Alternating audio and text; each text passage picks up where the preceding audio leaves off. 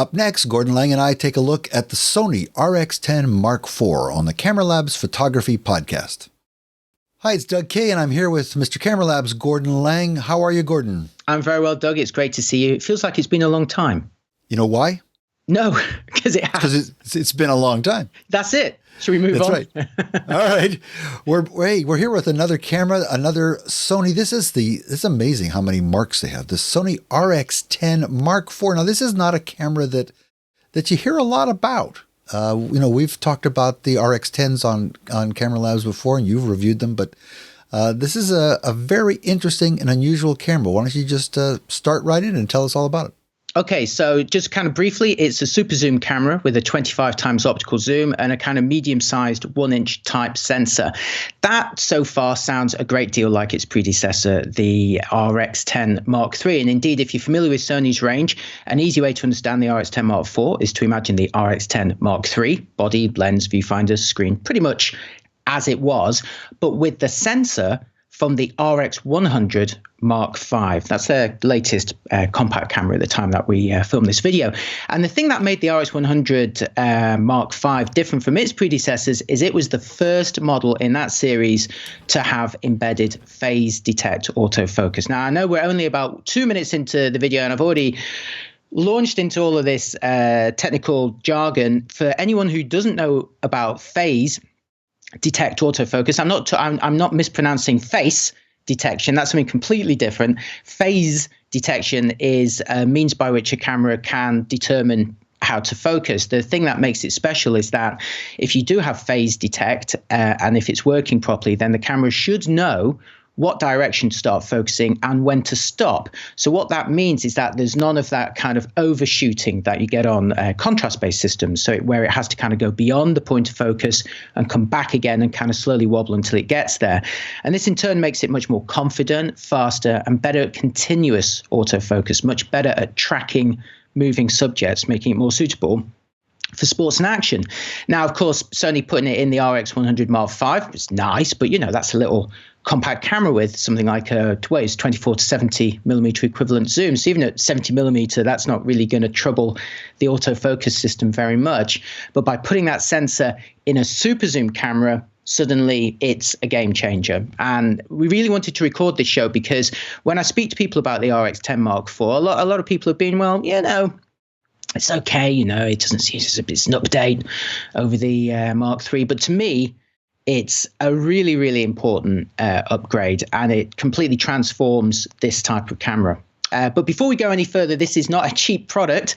Like a lot of Sony products recently, they are packed full of innovative technology and some very clever stuff, but the prices are edging upwards. So Doug Kay, how much are we looking at for an RX10 Mark IV?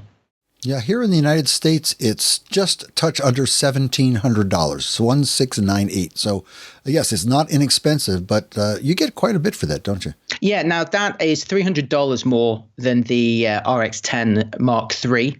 So the main I'm going to point out the differences between those. So you'll have to work out whether you think it's worth the $300 extra. Personally speaking, I do. The main rival for this camera is the Panasonic Lumix FZ2000 or FZ2500, as it's known in North America. Doug, do you have a price for that camera? Yeah, that's $1,200. So that's $500 less expensive than this one. Okay, there are some key differences, a lot of similarities, but there are some key differences too. And before we move on, at this kind of price point, if you're looking at a camera that can focus very quickly for sports, but also has a nice long zoom in order to reach those distant subjects, you could use an interchangeable mirrorless camera, interchangeable lens mirrorless camera. For example, one of Sony's own, the A6300, for example. Doug, how much is that for sort of body alone? Yeah, the 6300's $900. Okay. So that would give it, so to match that, you've got, so what sort of difference? So 1,700, so you've got like an $800 budget then to spend on a lens, haven't you? To match that. What can you get a big lens in Sony's catalog for $800? No. What are you looking at? Like that. Well, they've got a fairly new 100 to 400 G Master lens, which you've used. I haven't yet, although I have one that I'm going to use to photograph the Blue Angels in 1 week from the time we record this. But that lens is $2,500. Yes. Beautiful lens. But so the package, the combination of the 6300 and the 100 to 400 G Master is $3,400, which is exactly twice the price of this camera. So this is half the price of what you'd get from the A6300 with the 100 to 400. Plus, it goes wider. It goes to 24 millimeter. I mean, that's the important thing. The A6300 has an APS-C sensor, so it effectively reduces everything by 1.5 times. So that 100 to 400 at the long end will become 600 mil. So it will match it with that lens at the long end. But there's only a 4-time zoom, 100 to 400. You know, this is on the RX10 Mark IV. It's a 25 times zoom. Yeah, as opposed to a 150 equivalent, which is what you're going to get with the 6300 combination. Yeah, so it's, obviously the sacrifice is that you've got a smaller sensor. The 1-inch type sensor is quite considerably smaller than APS-C, but it is considerably larger than what you get in a typical kind of budget point-and-shoot camera or a smartphone. So it's giving that step up in performance. That's why I call it kind of like a medium-sized sensor. And it's one that's been proven to be very effective in models like the RX100 and Canon's like the G7X series, and also Panasonic's LX10, LX15. It's a really nice sensor, that 1-inch type. So this is what you got to work out. So yes, it does seem expensive, but compared to an APS-C mirrorless camera with a big lens, it's pretty cheap. Now, of course, there are, if you don't need fast autofocusing performance and all you need is a big zoom in a small package, you can do that at considerably lower price points. You know, for like $400 or $500, you can get a really nice super zoom camera. Some that fit in your pocket, some that are more shaped like this RX10 is sort of like a mini DSLR with a bigger zoom as a consequence. And I have a super zoom buyer's guide at cameralabs.com. So if you go to the Best Buy section, have a look for best super zoom, you'll see all the models listed there, and some of them are really, really affordable. So if you don't need that super duper AF performance, have a look at one of those. You will not be disappointed. However, many people are disappointed, Doug, because I get contacted all the time by people who want to know what camera they should buy. Surprise, surprise. But the thing that they always say, nobody ever comes to me and says, you know what I'd like is a camera that's great for photographing landscapes. I want a camera that's both photographing a building, a large building, or a person. No one ever asked that question. The question that's asked more than any other is they say, I want to take pictures of my kids. I say, it's great. You know, are your kids sitting still? No, they're running around. Are they running around in your garden? No, they're running around a sports field. Right. What time of day? At night, obviously, under floodlights. How far away are they? They're really far away. Right. So what you wanted to, so suddenly this very simple request becomes, one of the most challenging environments for any camera. What they want is a camera that has, first of all, a very long focal length lens so they can, get a decent enlargement on this distant subject.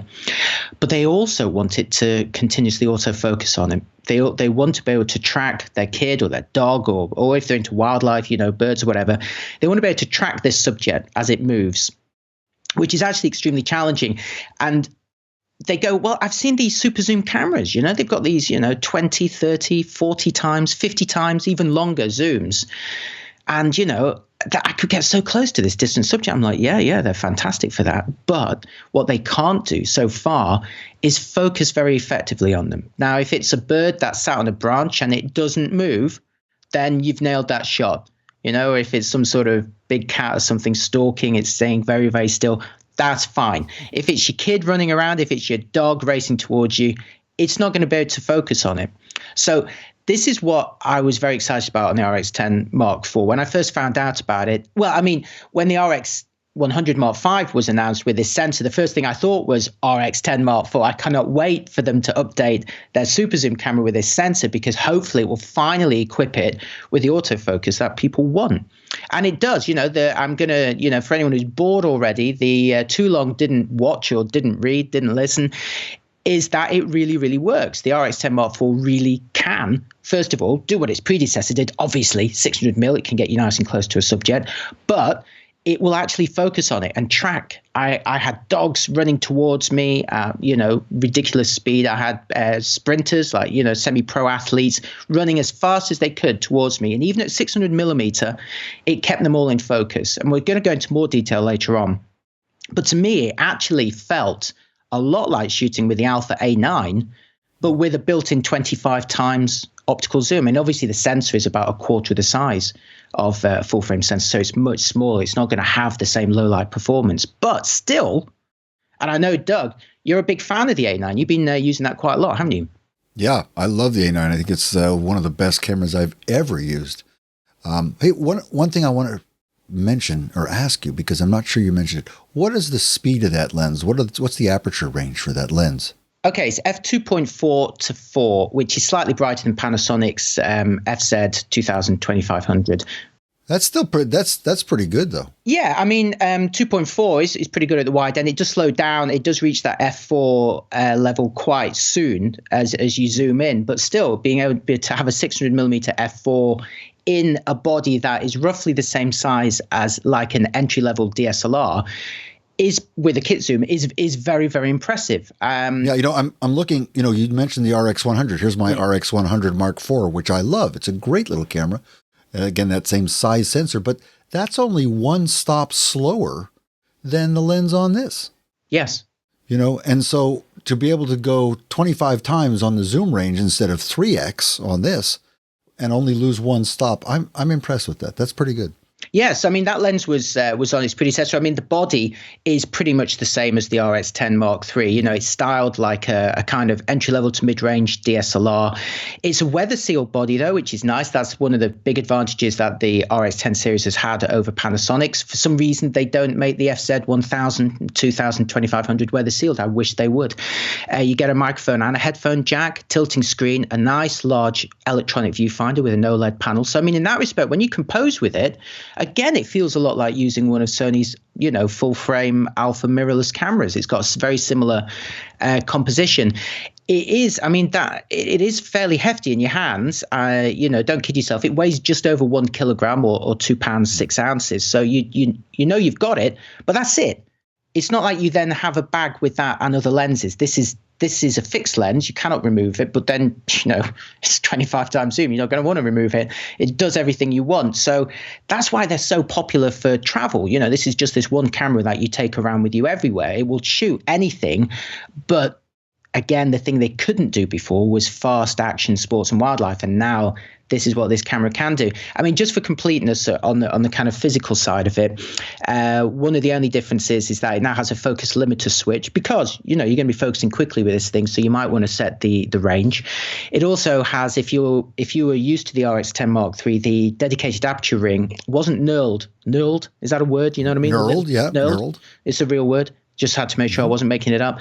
It wasn't knurled at the bottom, only at the sides. I like a knurled bottom. How about you, Doug? Yeah, absolutely. All my bottoms are knurled. Exactly. And that's actually quite handy if you're filming with it. Say you're filming video and you've got the screen tilted out and you're holding it at waist high. It's quite nice to have a bit of extra grip underneath. So to speak, you can still declick that aperture ring, which is nice. One of the first updates, now, of course, the really important thing is this new sensor, which we'll talk about in a minute, but there's lots of little updates that are important to mention too. It's still got a tilting screen, so it tilts up and down. It still isn't side hinged, so it's still not fully articulated like the Panasonic. But finally, Sony has made it touch sensitive, which, as you know, is something that I'm very, very happy about. And it also bodes well now that they've got it on the A6500. They're beginning to roll it out across more and more of their cameras. So hopefully we'll see it on an RX100 Mark VI, because that camera is crying out for a touch screen, in my view. So that's the good news. The bad news is that, like other Sony cameras with touch screens, they hardly ever use it. In fact, you tap it half the time and think, oh, they forgot to put it on. And you can't use it for navigating menus. You can't use it for the function menu, which is a shame because that's got these big chunky icons that are crying out to be tapped. You can't use it in playback. There's no swiping, pinching, tapping, which is bizarre because that's something that we're also used to. You can only use it really for repositioning the AF area, but it does let you use it as a touchpad while you're composing through the viewfinder. And you can also use it to tap to pull focus in video. And here's a video that I filmed in 4K, although we've reduced the quality here. If you want to see the version in 4K, you can go to cameralabs.com to my review of the RX10 Mark IV, and it's got links for all of those for you to download. And here I'm filming in very low light at 1600 ISO in 4K in a restaurant, pulling focus between these two candles. And even in that low light, the phase detect AF system allowed the camera to refocus without searching on either side. And I was doing it by touch, which is nice. So, I mean, you like touch screens, don't you, Doug? It's not just me. I do. Well, I don't know if I like them as much as you, but I don't shoot much video, and that's probably one of the reasons why. But you're right. The idea of a screen with menus and icons crying out to be touched. I've experienced that many times. I mean, Canon does it so well. They've got a really good touch interface, and you can even tap your way through the entire menu system.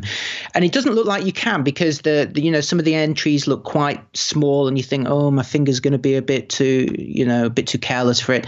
But it works really, really well. And it just kind of makes sense for me. I think Sony really needs to revamp their user interface. They need to rebuild it and make it touch sensitive, at least for that function menu and for playback. I mean, not being able to swipe, that seems a bit daft to me, but at least the hardware's there. And going back to that pulling focus in the movies, you can change the speed and the response time of that focusing, which is a nice thing to be able to do. Another thing it's inherited from the A6500, which again I hope is implemented in an RX100 Mark VI, is Bluetooth. Now, Bluetooth is fantastic in cameras because it allows them to maintain this low power connection with your smartphone and allow them to either wake each other up and start the remote control very quickly and easily. It allows them to, negotiate the Wi-Fi very, very easily. What Sony uses it for, which it works brilliantly for, is for GPS location logging. It takes a couple of steps to set it up. You have to pair them in the Bluetooth menus first, and then you have to kind of choose it in the Sony app and say, look, I want to send location information to this paired camera. But then once that app is running, you leave it running, and the camera, every time you take a picture, just retrieves the GPS position from your phone and embeds it without asking you, and it just works seamlessly. So I'm very happy to see that. That sounds marvelous. I mean, I use GPS, but I have all sorts of hacks I use more or less to make it work. But this actually works full time, and it doesn't drain the battery as much. Is that right? No, I mean, I hardly even notice it in use. That's the nice thing about Bluetooth, is that it's intelligent enough to kind of really ramp down the power when it's not needed, just enough to kind of listen out to see whether it's required. And even when it's running, it doesn't consume much. So to me, it's the perfect technology for this, because doing it over Wi-Fi was always kind of really involved, because, when you connect a device to Wi-Fi, it might seem fast when you're using, say, a laptop or a tablet, but when it's a camera, you're kind of a bit more impatient. You want to take that picture, you want to get on, and you realize that most Wi-Fi negotiations take at least 30 seconds, which is quite a long time when you're stood around with the camera feeling suddenly, very conspicuous, and you're like, yeah, just waiting for it to connect so I can get my GPS position, and and then sometimes it doesn't work and you've got to start again. Well, now suppose you power down the camera though. Now, when you turn the camera on, how long does it take? Does it start up the Bluetooth connection pretty much right away? Yeah, that's straight away. The way Sony does it, which is maybe a little bit different to some others, you do need to have the app running on your phone. So if you switch your phone on and off, you have to remember to start the app. You don't need to do anything else in the app. That's okay, but you can start the app and put it in your pocket. You can just leave it there. Yeah, okay. But as long as the app's running, that works fine. Now, interestingly, the camera that I tested has since gone back to Sony. That's why I'm not showing you in my hands here. It didn't have any of the app menus in there, interestingly, like the Alpha A9. And I wonder if either they were yet to be implemented, because it might have been an early version of the camera, or whether it's, an indication that Sony is slowly moving away from those apps in the camera. I'm quite happy to see them go, because I thought it was always rather convoluted, setting it up, and difficult as well, entering your password. Well, signing up for an account, entering a password on a screen that previously wasn't touch sensitive as well. And even if it was touch sensitive, sometimes they didn't let you use the touch screen to tap out your email, which just made you really annoyed. And having to update the smart remote, we've discussed that loads of times before. So it's nice that you don't need to do any of that anymore. But the downside is that some of the apps were necessary to equip the cameras with features like an intervalometer, and they've got to make sure they put those features back in again. And I couldn't see that feature, any time-lapse feature in there. But again, it might be an older version. So check my review at cameralabs.com for any updates on that. But as before, you could still fully remote control it over Wi-Fi with your phone. And that works really nicely. Hey, quick question on this. I'm fascinated by the GPS thing. Did you get a chance to test it with iPhone or Android? Android. Okay. Is that the end of your question? Well, I just was curious. I was just curious. I don't know if anybody's tested with iPhone. I assume it works just as well. Yeah, I hope so. Yeah, I mean, I'm not an iPhone guy, so I can't comment on that. I've been Android for, crikey, since the Galaxy S1, since the first Galaxy S. So for quite a long time. I use iPads and I use a MacBook as well. I'm actually talking straight into a MacBook here, but no, I've resisted the phone. I've always been an Android guy, so I can only speak about the Android experience on the remote control side. But I do know that one of the other writers at Camera Labs, Ken McMahon, he has an iPhone. So when he tests cameras, and he did test the RX10 Mark IV with his iPhone, that worked fine, but he's not had a chance to do the Bluetooth one with an iPhone yet. So I'll be interested to see how he gets on. Maybe you can tell us. Actually, Doug, does I can't remember, does the Alpha A9 have Bluetooth? Moving on. I don't know. It may, but I haven't tried it. Moving on. The key selling point of the RX10 Mark IV is, of course, its super zoom range, 25 times optical zoom. That's 24 to 600 millimeter, f2.4 to 4, which you already know.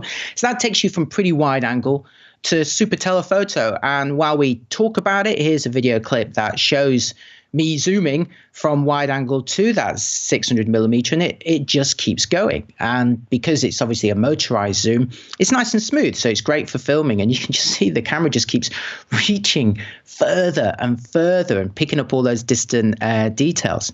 Now, for me, I mean, it's an interesting range to choose. I am a big fan of shooting ultra wide angles, so I would be happy to sacrifice a bit at the telephoto end, have it end at, say, 400 or 500 mil, or even 300 mil, but have it start a bit wider, maybe at 20 mil. I think, yeah, it would be great if it started at 16 mil equivalent, but I think that would be almost impossible to achieve a lens like that optically.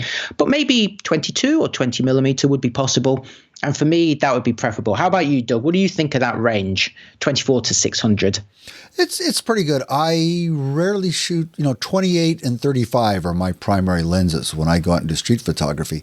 So 25 is 24 is fine for me. But yeah, there's the occasional time you want to go a little wider. 21 would be great. Yeah. Now, it is a considerable challenge to design the optics in a lens like this, especially for a 1-inch sensor, which for this kind of camera is considered quite large. Most of those cheaper super zoom cameras have got much smaller sensors, which is what allows them to achieve even bigger zooms in some cases. So to have this 25 times zoom with a medium-sized sensor is very impressive. It is, however, still too much of a challenge for Sony to have implemented a built-in neutral density filter, though. And this is one of the advantages of the Panasonic FZ2000 2500, in that it actually has not one but two built-in ND filters that it can apply separately or together. So you can have 2 stops, 4 stops, or 6 stops of ND selectable, which is brilliant when you're filming video. You get those nice movie-friendly slow shutter speeds in daylight conditions, without having to ramp that up. As it stands on the Sony, they can't do it. So you have to, if you're filming video, you're going to have to screw an ND filter on the end, really, if you want to do that. Big deal or not, I don't know. It's nice to have it built in, but you can always carry one around and screw it on, right? More importantly, here's one of their other hidden features, hidden upgrades, is they've improved the stabilization algorithm. Now, when it's still good for about 4 stops of compensation, so it's not more effective at ironing out wobbles than before, but it's cleverer. Now, you see, when you're zoomed into 600 millimeter, if you've ever tried to frame a shot at 600 millimeter, it's pretty hard, if you move just a tiny little bit, the subject can be completely lost. So a lot of the companies sort of think carefully about how they can assist you in framing and reframing, following a subject. The big challenge is the stabilization system might go, well, that subject's moving, the whole thing's moving left and right. Is the photographer panning deliberately, or is that camera shake? Is it wobbling? Because when you zoomed in that much, a tiny amount of wobble can still produce a big deflection. So it's very easy to lose the subject, especially on older models. So Sony has kind of looked at that algorithm a bit more carefully, and now it does a much better job at figuring out the difference between camera shake and slight actual adjustments left and right or up and down. And it really works. I actually had very little trouble at all framing and recomposing, even fully zoomed into 600 millimeter. So that to me is a really nice upgrade. I mean, Doug, you shoot a lot of whales and things, don't you? I mean, do you find that a challenge at long focal lengths? Oh, sure, absolutely. And one other thing that we've discussed, especially when the 6500 came out, was the whole idea of viewfinder lag and the challenge of shooting something like birds in flight when in fact there's a little bit of lag. So you're sort of pointing the camera at where the birds used to be. How is this camera in terms of viewfinder lag? Did you notice any issues? Well, it's interesting because it's not like the A9, which is kind of lag free. And in fact, it has no blood. The A9 has no blackout. With the RX10 Mark IV, there is some lag, but you don't notice it because at the top shooting speed, which we've not mentioned yet, this camera can actually shoot at 24 frames per second with the electronic shutter, of course. So what that means is that if it's playing back the last image that it took, as opposed to showing a live image, that would normally mean lag if you were shooting at, say, 8 or 10 or 16, even 16 frames per second. But when you're shooting at 24 frames per second, it's effectively real time anyway. That's essentially a video frame rate, thereby giving you virtually real time feedback. It's not quite as good, say, as the A9, but because it's shooting so fast, you don't really notice the lag.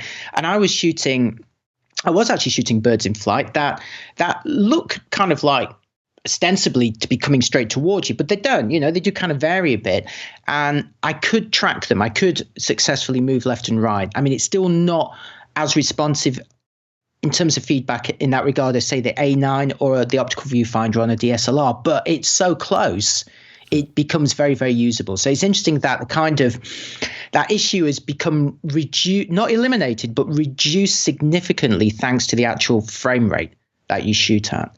So yeah, you can use it for those things pretty effectively. One of the other interesting kind of hidden updates is it's easier to manually focus than it was before as well. They've improved the focus peaking. Now, if you've used focus peaking before, you'll know that what it does is kind of surround a subject with a kind of dead Jedi Knight type glow, or prior to Star Wars, a Ready Brek glow. Do you have Ready Brek in the US? It was no idea what that is. It was like a shredded Weetabix type cereal that you put warm milk on. And in the 70s, there was an ad campaign, certainly in the UK, where the kids would go to school glowing, almost like they were radioactive, or like I say, dead Jedi Knights. And that's kind of like focus peaking. When they're when the subject is in focus, it's surrounded by, and you can choose the color, like a red color or something like that. Only it's not as simple as a cartoon where you have a thick line that goes around something. With a natural picture, you inevitably get some fall off, hair on someone's head, not on my head, obviously, on Doug's fabulous head. You might have some sort of, it would show different sections of it being in focus. And focus peaking can sometimes be a challenge to read. And on some systems, when you take the picture, you think, well, I'm pretty sure the highlighted area is the thing that I want. And then you look at the picture and it's slightly out of focus. You think, well, what happened there? I thought the peaking told me it was in focus. So Sony has revamped focus peaking on the RX10 Mark IV because they came under a bit of criticism on the Mark III for this. And it is a lot better. Now, previously you would get sort of quite thin bands that kind of went on and off. You could, because as you rack the focus, you would see the kind of peaking go over subjects that were near to far or vice versa. And you had to kind of stop when it was at the right point. But they were kind of a bit patchy and you couldn't always see where they were. Well, now on the RX10 Mark IV, those areas seem to be more consistent and cohesive. They're kind of, you can definitely see that this band is going to be in focus and it seems more confident. And that's because it's actually starting off with a high resolution feed and it's more accurate too. So it's easier to read and it's more accurate. So this is one of the kind of upgrades you might not notice at first. But if you're a video shooter or in fact even a still shooter who uses manual focus, that's a nice upgrade. Now, Doug, do you ever use focus peaking? Oh, all the time, because I'm often using manual focus lenses, old Leica lenses and things like that on my Sony body. So I depend on the focus peaking. But you're right. The Sony cameras historically have been too forgiving.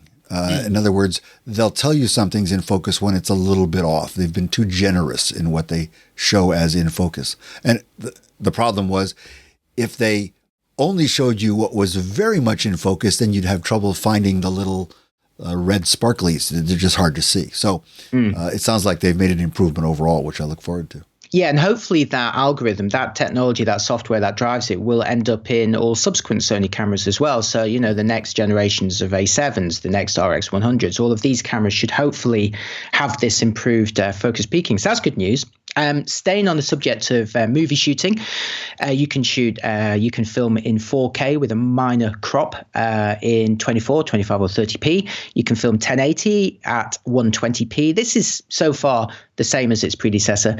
It also supports Sony's high frame rate modes, again, like the RX10 Mark III. That lets you shoot at steadily reducing quality, but at 240, 480, 960 frames per second, which if you're outputting at 24, will give you, I think, a 40 times slowdown. Now, the quality is not amazing, but it's a 40 times slowdown. The quality is pretty good at 240 frames per second, actually. It's almost 1080p in quality. It's certainly better than 720. So that remains a really nice benefit that it has over the Panasonic that stops at 1080, 120p. You can also now record for slightly longer times than before in those HFR modes. It also supports S-Log2 and S-Log3 if you're into grading, so that's nice. And I have an example file in S-Log3 at cameralabs.com if you want to download that and try it out. Quite a neat feature it's got. Now, Sony is great at image processing. They have very fast image processors. They've got plenty of bandwidth. And for quite a while now, they've actually allowed you to record two videos simultaneously, two different versions. You could record a lower res version for sharing, without having to re-encode it. So it was a very small step for them to go, do you know what would we need to do to use that lower res version as a proxy file for editing? And all they really needed to do was make it share the same metadata, the same time code as the high res version. So now you can set it to record, 4K, but also this proxy version at 720p, I think it is, at a much more compressed bit rate. They share the same time code. So you edit your 720p version, and then your editing software can then just swap in the high resolution version for the final render with the color correction and everything. So this is, it's nice because you see Olympus do this quite a lot as well, and Panasonic. They go, well, we've got this technology. What else can we use it for? And that's quite a nice. It was just a small change. It was just a simple sharing of the time code and the metadata for them to be able to do this. But here is a camera that can record a proxy in camera without, the HDMI output going to a separate recorder. So, it shows them thinking very nicely there, I think. Yeah, it sounds pretty good. In your review over at cameralabs.com, you mentioned something that we don't talk about much, and that's binning.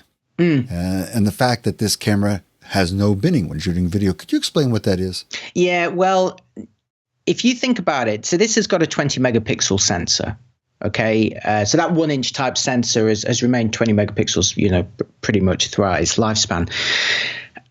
If you're filming 1080p, so so what resolution is that going to be at 3x2? It's going to be like about 5,500 by about late 3,000 pixels, but you're going to start off with something that's approximately 5,500 pixels wide. Well, if you then want to have 4K video, you need an image that's 3840 pixels wide. If you're filming 1080, you need 1920 pixels wide. So what are you going to do with all those extra pixels? Well, one thing you can do is just crop straight from the middle of the sensor, and then you have no scaling artifacts. But then obviously you have a massively reduced field of view. That, in fact, is what the Panasonic FZ2000 2500 does when it's filming 4K. It takes a crop, which in turn, it's quite a severe crop for 4K. The 1080 takes the full width, but the 4K takes a crop. That means it loses out on that wide angle coverage, although in turn it does gain on the long end, which is nice because it only zooms to 480 millimeters. So it kind of gains that back again when you're filming 4K. What Sony does is it takes almost the full width almost the full width, and it takes all those pixels and it uses them to generate that low resolution video image. What some cameras do is they go, well, I don't need those pixels, so see ya. I'm just going to chuck them away. I'm going to bin them. And the way that cameras generate that video frame is different for every model. And that's why they all do it so differently quality-wise. And that's why you see on some look sharper than others, some record more detail than others. I mean, you would imagine that, one 20 megapixel camera should record roughly the same amount of detail as another 20 megapixel camera when it comes to stills, and that's the truth, as long as the optics are of a similar standard. But when it comes to video, you would imagine that if it's filming 1080p on one should resolve the same detail as 1080p on another, likewise 4K on one compared to 4K on another, but it's not. And it all depends on how it's scaled down, because it starts off with too many pixels. It's got to get rid of those pixels. And how it gets rid of them, by combining them or binning them or performing some crazy math on it, it has a massive impact on the end quality. So Sony's kind of quite proud of what it does. It doesn't need to throw away pixels. It can use them to produce a more detailed result because it has so much processing power.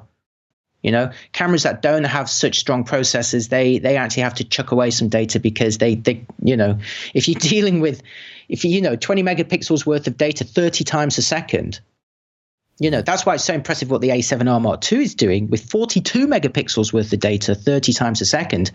That's why at 30p it has to take a crop in, on some of its modes. It can only do the full sensor width at 24 and 25p. So, it's, I've got these pixels, I've got to get rid of them. What am I going to do? So, yeah, that's what I meant by that. And Sony does a good job. And the bottom line is that the video looks very nice. That's the too long didn't read version. Yeah, no, it's just something we hint about many times, and so we did a deep dive on it this time. Yes, but there is a minor crop when it's filming 4K. You are not getting the full sensor width, and I initially understood it to offer the full sensor width, but it doesn't. Even at 24p, it's minor though. It's nothing like, say, the Panasonic, where it's a significant crop when it's filming 4K. Is there any more you wanted to say about the video? No, I'm ready to move on to the AF unless you've got another question. Okay, I have another question. It's just on my notes here. I don't want to lose it. And that is 24 frames a second, which of course is spectacular. I mean, it's even faster than the A9. But what about the buffer? Yeah. What can it hold in terms of burst rate with JPEGs, RAW files, and so forth? Well, I haven't had a chance to test it with RAW yet. Look for my review at cameralogs.com for updates on that. But for JPEGs, it will definitely shoot around 250 of these before the buffer begins to kind of complain. So that will give you 24 frames per second, over 10 seconds worth, which is the camera companies always fond of saying is, although they didn't for this one, but they would always say that's enough to capture the 100-meter sprint at the Olympics. That's what they always say. It's always the 100 meters. What about the 200 meters? It's not enough for the 200-meter sprint. We need to reduce the frame rate for that. But at 24 frames per second, you can shoot for 10 seconds, certainly for JPEG. And looking at the A9, because you see, the thing is Sony is very good at sharing its technologies between cameras. Once it's developed something, it sees no reason not to deploy it on the next model. It's not like Canon, which holds stuff back and says, this is a different model. It's for a different kind of person. We're going to hold back that technology on that and just leave it on that model. Sony's like, forget about it. Let's just stick it in everything. Same as Panasonic with 4K. I mean, it's funny when, at the time we filmed this video, I was also reviewing the Canon 6D Mark II. And again, if you're interested in that camera, check it out at cameralogs.com. Camera which doesn't have 4K because Canon considers, you need to go to models like the 5D Mark IV if you want 4K, whereas you look at Panasonic, they've got it on like a point and shoot camera now. They have it on everything. Sony has it on almost everything. So they have very different philosophies, these companies. And there's a lot of the A9 in the RX10 Mark IV. Including the enhanced Bions processor, the front side LSI. It's got a lot of processing muscle, so I would not be surprised if it can hammer through a lot of RAW files as well. But like I say, I'm yet to test that. Hopefully by the time you check out the review on the website, you will see my results for that. So yeah, it's certainly plenty if you're shooting JPEG. What else we got? So they're all the kind of little extra upgrades that I wanted to talk about. The major upgrade, though, of course, is the sensor. It's still 1-inch type. It's still 20 megapixels, but it has these embedded phase detect AF points. It has 315 of them. It's the same as on the RX100 Mark V. They cover roughly 80% of the coverage horizontally and vertically. Which they then quote as 60-something%. Doesn't sound like much, but when you actually look at the frame, it covers almost all of it. There's just a thin border at the top and bottom and only a slightly thicker border on the left and right side. So this camera can confidently track across most of the frame.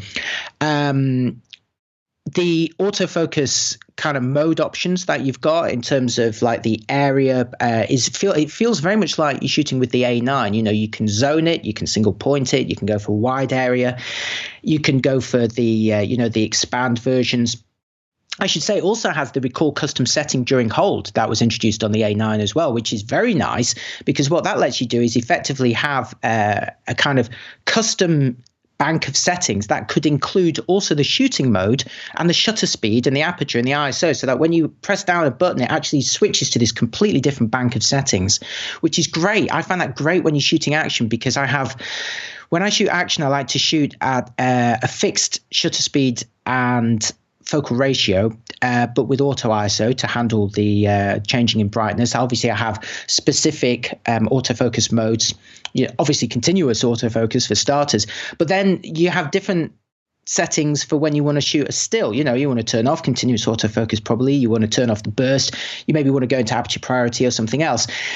So it's nice to be able to, instead of just, previously you'd have to go click, click, click, click, click, button, and you kind of get used to doing it quickly, but it's a pain.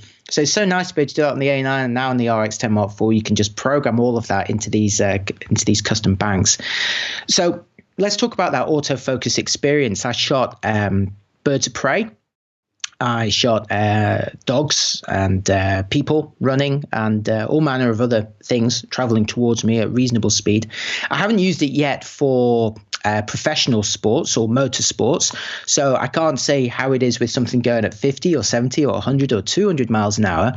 But certainly for, general track type sport, the bottom line is it performed extremely well, even zoomed into 600 millimeter. While we talk about this, we're going to throw in some pictures. Here's some pictures of a dog that I photographed. Look at this dog's face. This dog is really enjoying its job. It looked so happy as it raced towards me and literally jumped over my head at the end of this sequence. This is at 600 millimeter with the aperture wide open. You may look at this and go, that dog is cute, but I see banding in the background. Banding. That Sony sensor's banding. It's not banding. That is an out-of-focus football net or soccer net behind it. That's causing some unusual kind of patterns. Believe me, there is no banding on this or on any of my sample images, so don't worry about that. But look at that doggy's little face. So cute. That was at 24 frames per second. Then I got this guy, this kind of semi-pro athlete who he was playing some soccer, and I got some pictures of him. You can see the samples again at cameralabs.com. But I got him to run towards me as fast as he could. And this was over like about 200 meter distance in total. And he started off, he literally ran straight past my head very, very, very quickly. And all of them were in focus. And I've kind of really enlarged, I've taken 100% crops in my review at cameralabs.com. So if you want a closer look, have a look at that. I've also got full resolution samples you can download. There, I would say, there's about, out of say 16 frames, 14 of them were perfect, 12 to 14 were perfect, and the other 2 were just off. I mean, just off. And that's at 100%. You would certainly be happy using them if for chance they had, the best expression or best composition. You'd be perfectly happy using those, just fractionally off. And I mean, an extremely high hit rate. And most of the time I was using the wide area AF mode, so using the entire array, and also with face detection enabled. So in this case, there's a little box over this guy's face as he ran towards me the whole time. It also has eye detection as well, which is quite new to this model. So the whole time when I was shooting with it, I was really reminded of the A9. It felt a lot like shooting with the A9, or at least the A6500, but shooting even faster than before, but with this massive lens on the front. And I just thought, crikey, you know what? These cameras, these super zoom cameras, have since, they've been out for, I think Panasonic introduced one of the first ones, the concept of the travel zoom, the TZ series, which I think is, about 15 years old now, 10 or 15 years old. It started off with a 10 times zoom, which seemed insane at the time. And now on those pocket ones, they're up to like 40 times or more. And just the promise, the potential that you had with this, you thought, wow, for the first time, I can actually zoom in on my kid playing sport, or, I can actually do proper wildlife photography with this. And then the reality was that as soon as you were like, zzz, zzz, zzz, zzz, and you thought, oh, actually, I can't. I can make them big in the frame, but I can't focus on them. It's like, stand still, keep still. I'm like, no, I'm playing my sport. I'm going to kick the ball and do the sport. And you're like, oh, it's a shame. I'm going to have to go back to, using a DSLR with a big lens. Got to carry that around. I've got to use multiple lenses. So it's kind of like there's always been this promise, this potential of the super zoom that's not been realized. And now it is with the RX10 Mark IV. The fact that it's the first one with phase detection, autofocus, just allows it to do what you want it to do. It's like one of those reviews where you say, look, it's great for this and that, but it can't do that. Don't get it for that. But now it can do all those things.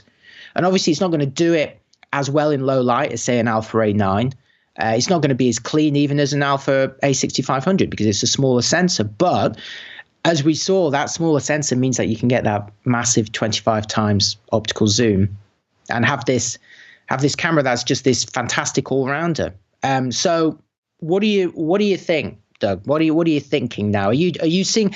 I'm really passionate about it because I've seen these super zooms since they first came out, and none of them have been able to do it, and they've always been disappointing. And I get these people writing to me or emailing me, and they're going like, can it do it? And I'm like, no, it can't. I don't want to disappoint you, but you're going to have to buy a reasonable mirrorless camera or DSLR to track these things. But now you can. Yeah, ever since you told me we were going to do this review, and I read your preliminary review at cameralabs.com, and I've been listening to you talk about it today. I've been thinking about this camera and trying to understand where it fits in. And I think it's really interesting because, like you, I get that question, what camera should I buy? And for a lot of those people, this would be an ideal camera. However, it's $1,700. Yes. And so a lot of the people for whom I'm answering that question, that's out of their price range, especially when you can get a camera that, superficially at least, you can get something similar for 1/3 the price. You can get a pocketable super zoom, or at least a smaller super zoom. It's a camera, I would love to go out and shoot with it. I would love to go out and shoot some action with it because I love my A9. In bright light, in good light, it sounds like this camera is going to give me almost the same experience. And the only difference being, as we were talking about before the recording, I like to shoot dance, which is almost dark, and I need something like the A9 to do that. So it's a camera I would like to travel with, for example. Yeah, it's a great travel camera. This would be a great camera for being prepared for the unexpected, which is what you often have to do in a travel situation. You want a very long lens. You want a mild wide lens. You want to be able to do a lot of things. You can't put it in a pocket. You can't shoot in particularly low light. So it's not a do everything camera. But, is it a second camera for somebody who, let's face it, our listeners and our viewers, most of them are probably using interchangeable lens cameras, I would think.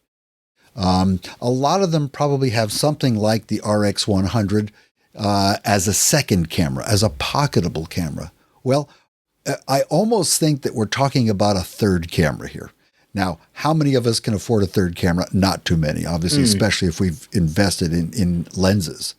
But boy, it's tempting. I just, if this camera could be at the $1,000 point, if they could somehow, that's a big jump to go from $1,700 down to $1,000. But I think and Sony's always been expensive. The RX100 is most expensive in its category for the small pocketable cameras. If this camera could be eventually down at $1,000, I think you'd have a killer camera here. But it's interesting because I see so many parents, on school sports days are around the edge, and there's a couple of nutters like me who turn up with a massive camera, but everyone else is doing it with their phones, and I kind of, I chat with them. I say, are you satisfied with your pictures? And they go, invariably, they're not satisfied with them. And I say, well, did you consider something else? They say, well, actually, I did. I bought a DSLR, but it doesn't zoom far enough. So he stays at home. What's the point? He's got a 3x zoom, 4x zoom. It's not good enough. It's big enough to be inconvenient, but doesn't have the reach that they want. And then you get some of them who are actually looking to get in a bigger lens to go with it. And then suddenly it becomes even bigger and heavier and more expensive, especially if they want a particularly long reach. And that puts them off. So a lot of them have actually bought a camera to be better at sports, but they don't use it. So when you say, is this a second or a third camera? I think it's like a replacement camera. I think there's a lot of people who've bought DSLRs and even mirrorless cameras wanting it to do something, but then kind of kidding themselves that they won't mind carrying around or being able to afford a big zoom lens, especially a sporty zoom lens. But then the reality of it is the weight and the cost of that big lens puts almost everybody off, and they never do it. They can't afford it, or they bought it and regret it, or they don't ever take it out. So they end up doing it with their phone and emailing me and say, where did you get any pictures of my kid? Can you email me those ones as well? So I think, it sounds patronizing to use the term soccer mom or soccer pop, but those guys would love this camera, and it's the perfect camera for them. It's the perfect travel camera. If you can only carry this amount of space, if you can only devote this amount of space to a camera and you're going on vacation, that's the camera you should take with you. If I only had that amount of space, I would take this camera with me over an ILC with a bigger sensor and maybe just one or two lenses. Yeah, the irony of an interchangeable lens camera is that I would bet that more than 90% of the people who buy them never change lenses. Yeah. They get it at here in the US, they buy it at Costco, they get it as a gift, whatever, but they've got an interchangeable lens camera and they use the kit lens and that's it. And maybe that lens goes out to, 100 millimeter, 105, something, who knows what it is, but that's what they're stuck with. So they go out to shoot sports and they wonder why the kit is so small in the frame. Yeah. Because they have a zoom lens. They ought to be able to get close. So they've got the autofocus technology. They've got that bit is sorted, but they've not got the long lens. So then they go and buy one of these pocket super zooms, which has the long lens, but not the autofocus performance. And there's never the twain shall meet, except for now. It doesn't, and the little ones don't quite have the image quality. No, because they've got the reason they managed to pack that massive lens into the tiny bodies, they have equally tiny sensors. And I should also point out that the pocket super zooms, the aperture on the lens slows down significantly. You're looking at, say, f6 or something by the time you're at the long end. So it's definitely not going to be useful in a sporty environment, especially with that small sensor. But let's look at some alternatives, because this is a $1,700 camera, as we said. $300 less, I think, gets you its predecessor, the RX10 Mark IV, which is... Why bother? Well, I wouldn't for $300. But $300 is bringing it up to that point where you go. It's it brings it from a camera that was less than $1,500 to almost $2,000, and that psychologically might be too big a step. If you don't need the autofocus performance, the continuous autofocus performance, or 24 frames per second, then consider the RX10 Mark III, or look for a second-hand one. Look for discount on it. The Panasonic is quite interesting. I think it's about $500 less. $500 less, yeah. Okay, so let's look at that. It has a 20 times zoom versus 25. It's a 24 to 480 millimeter equivalent. So it starts at the same wide angle, but it doesn't quite zoom as long. And it's optically a little bit slower, f2.8 to 4.5, not massively different. But you do get that built-in ND filter, or two built-in ND filters, which is nice. You get 4K video on both of them. 4K on the Panasonic, again, is with that tight crop, so you miss out on shooting 4K with wide angle, but you do get that reach back again at the telephoto end because it's cropped. You get a fully articulated screen when the Sony one only tilts. You also get, you don't get USB charging, sadly. You do get that on the Sony, and you don't get weatherproofing, which is frustrating. Kind of reduces that, again, if you're into wildlife or taking it for everywhere when you travel. But Panasonic has those 4K photo modes. So it doesn't shoot 20 megapixels at 24 frames per second, but it will shoot 8 megapixels at 30 frames per second.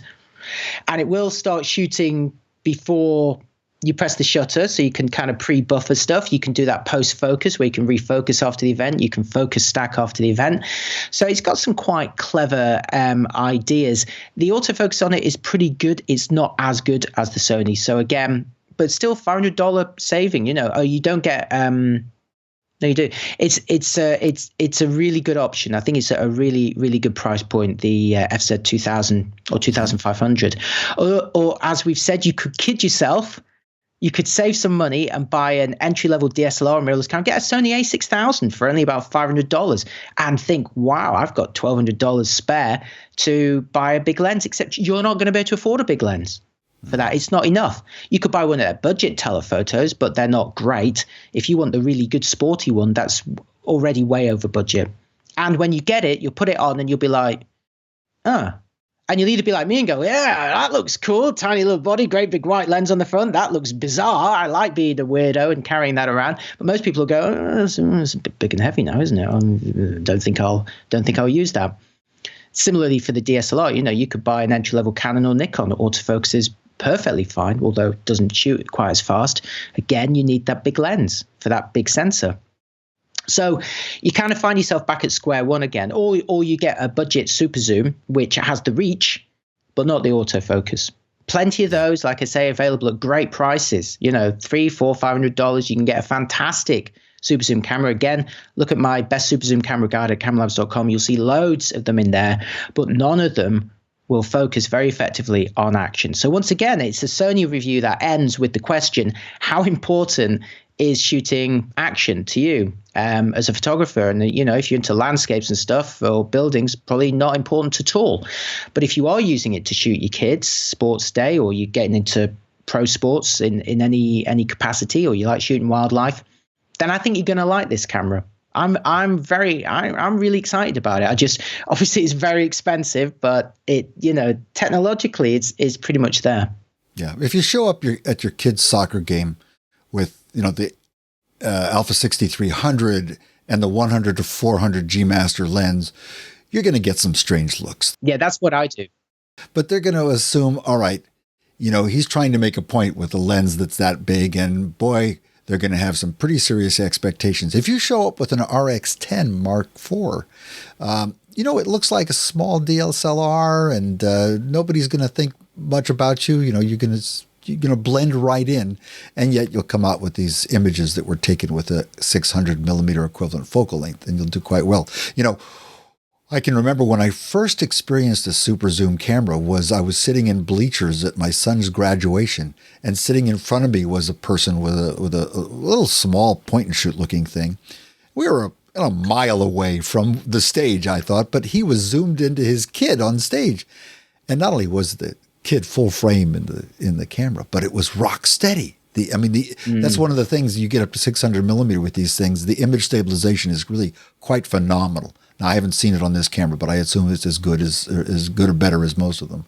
Yeah, well, have a look at this video as well. Here's a final video I wanted to show you where I was filming a band in a quite low light environment. Although this was 400 ISO, and start off at 24 mil equivalent. You got the two players there, but you can just zoom in nice and smoothly to look at that detail of the guy playing the bass and plucking the strings, and the stabilization just holds it there nice and steady. This is in 4K again. Zoom back out again. No autofocusing issues. It's the kind of stuff where when you buy a camera or buy any kind of technology, you assume it can do it all, and then you learn that it can't, and what you can and can't do. And it's just nice to be able to go, yeah, I actually want to do that. I want to zoom in on some guy's fingers as he plucks the strings on this, and know that it's going to be in focus and it's not going to be noisy, and it's going to be fine. So, it's I find it quite exciting. Yeah, I've got to look around here and see what can I sell so I can get one of these things now, because it does sound like a great run out the door for unexpected photography and grab this camera. So I look forward to giving it a try, and I will do that at some point in the future. Hey, Gordon. Yes. You've got two books behind you there. One of them looks familiar, but the title's not in English. This one looks strangely familiar, doesn't it? Yeah, but it's got something. Look at that. This is my in-camera book translated into Czech. So to anyone from the Czech Republic, Dobrý den, which is the extent of my Czech. I'm not even going to attempt to pronounce the title of the book, but I believe it's very good. It's it's in camera. It's the same fantastic pictures that you know and love from the English version that's available from Amazon.com or co.uk or any Amazon.anywhere. But now available in Czech and in French. So bonjour tout le monde. To any of our French listeners, and of course, being French, it's they've got to be a little bit different. So it's not called in camera; it's hashtag no filter, no filter. I would love to sometime learn from you and the publisher. How come you went to that title on that version? Like you say, French just to be different, right? Yeah. So it's great. So now it's been translated into French and Czech, but still also available in English if that is your preferred language. And remember, you can, if you like the Camera Labs Photography Podcast or any of the reviews at cameralabs.com, you can support us by either buying my book, buying the T-shirt, or buying Doug and I a coffee. And Doug will attest that occasionally when I do get over to the United States, I do make effort to meet up with Doug and buy him a coffee. So it does actually work in real life. Right. So if you love me and hate Gordon, you can still buy us a coffee because I will get the coffee. Exactly. Just put that in the comment. This coffee's not for Gordon. He's rubbish. It's for Doug. His hair's great. Okay. Yeah. And Gordon, if you love Doug as much as I do, you can also go to dougk.com and find out if he's doing a photo walk in your area or any kind of workshop, because those are really, really cool. Yeah, we'll do that. Gordon, another great review. We're after a little bit of time off for vacations. Looks like we're back in the groove. So I appreciate it. And everybody, I hope you'll check out the RX10 Mark IV. Again, as Gordon says, if you're interested in purchasing this camera or anything else that we review here on cameralabs.com, go over to cameralabs.com, click on the Buy Now links, because those affiliate revenues help us pay the bills as well as buy coffee, which is absolutely critical. Gordon, thanks again. We'll see you next time. Thanks a lot, Doug. See you later. On the Camera Labs Photography Podcast. Bye-bye.